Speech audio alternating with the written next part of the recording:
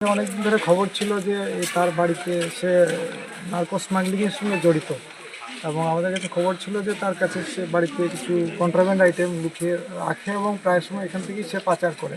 Accordingly আমাদের এই সম্মিলিত এই রেডটাতে আমরা এসছি তার বাড়িতে। অনেক সময় সে দরজা খুলেনি, তালা লাগিয়ে কোথাও চলে গিয়েছে। সঙ্গে আমরা এক্সিকিউটিভ ম্যাজিস্ট্রেটকে সঙ্গে নিয়ে এসে তার এখানে তার যা এসপার ল সার্চ করেছি।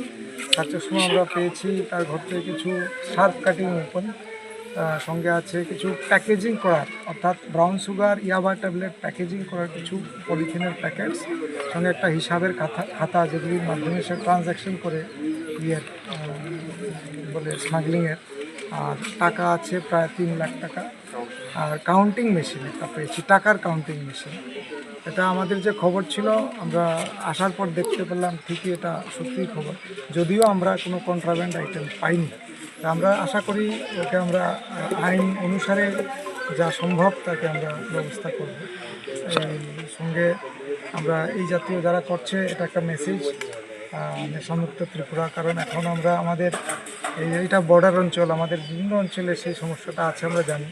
সঙ্গে সে আমাদের লিস্টেড আমরা যা ইনফরমেশন ছিল তো কিছুটা তো আমরা লিঙ্ক পেয়েছি, যদিও আমরা পাইনি কোনো কন্ট্রাব্যান্ড আইটেম পাইনি, কিন্তু যেগুলি পেয়েছি সবগুলি অবজেকশনেবল জিনিস। টাকাটা বাকি আইন অনুসারে কী করবেন ধর্মনগর থানা সেটা পরে দেখা হবে। আপাতত সেটা আমরা দেখছি কি করা যায়।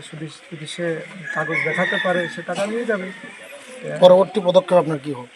আমরা এই পদক্ষেপ আমাদের সম্মিলিত প্রচেষ্টা থাকবে যারা আছে, এটা মেসেজ সবার জন্য আমরা চেষ্টা করব আইন অনুসারে যতটুকু সম্ভব রেড করব, সার্চ করব, আর সবার যাতে সহযোগিতা পাওয়া যায়। স্যার আরেকটা বিষয় দেখতে পেলাম যে কিছু ধারালো অস্ত্র পেয়েছেন, জানতে চাইবে এগুলো কি কোথা থেকে উদ্ধার হয়েছিল বা এগুলো ওর ঘর থেকে উদ্ধার হয়েছে। কি আছে? নিশ্চয়ই তাদের কোনো বদ উদ্দেশ্যেই থাকবো, আমাদের ঘরে তো নেই। যারা আমরা ভদ্র কোনো কাজে তো এটা ব্যবহার হয় না, নিশ্চয়ই কোনো অসৎ উদ্দেশ্যের জন্যই রাখা হয়। কার বাড়িতে অভিযান? এটা হাফিজ উদ্দিনের বাড়ি, ইয়াকুব নগর।